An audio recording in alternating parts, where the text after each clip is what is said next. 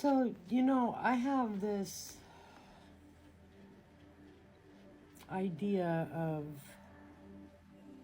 the perfect utopic world, and everyone excepting for one person who was actually probably in his 80s has agreed with me. My idea of a perfect utopic society would be to have little mini societies, because this idea would work better in smaller packages, so to speak. But have these little mini societies where instead of having money or bartering, we traded talents. And it's fair trade. It's not anything you have to keep track of, because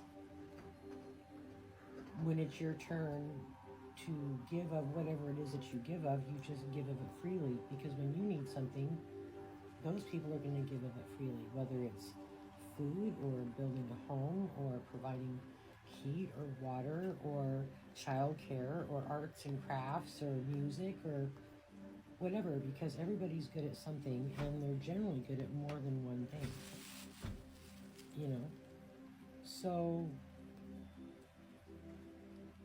didn't the indigenous people live that way? Quakers? I mean, people live this way. It's not like it's so far-fetched. It just takes, number one, it takes trust that is based on knowing you're going to be provided with what you need. People only freak out and do violent things when they're afraid, and generally when they're afraid that they're not going to have what they need. I mean, especially if you think your children are going to be hungry or cold, or think about it. And we live in a society where propaganda is used to turn us against each other. I mean, there are so many things that are geared towards us against them. There's always a new dialogue for us against them. Right now it's either in politics or your color or your gender or your sexual preference, and who gives a shit about any of these things, that most of which are created. They create movies like The Purge to make us think that some of us really need to just be gotten rid of, and make us believe that if given license, people would just kill each other. And I don't really believe that's true. I don't think there's any need to fear each other. I think that if we all really just came together and decided that this was what we were going to do, then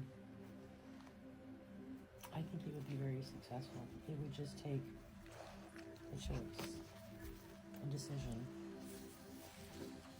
And literally every single person I've spoken to about this thinks it's a great idea.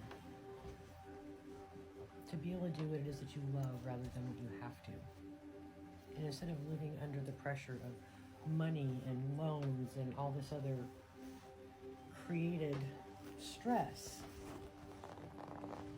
you get to live in joy and love and peace and harmony and cohesion. It's possible. It's completely possible.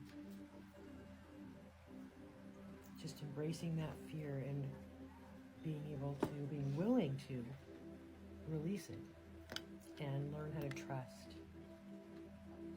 And it starts with trusting ourselves and knowing that we would be willing and able to give in order to receive.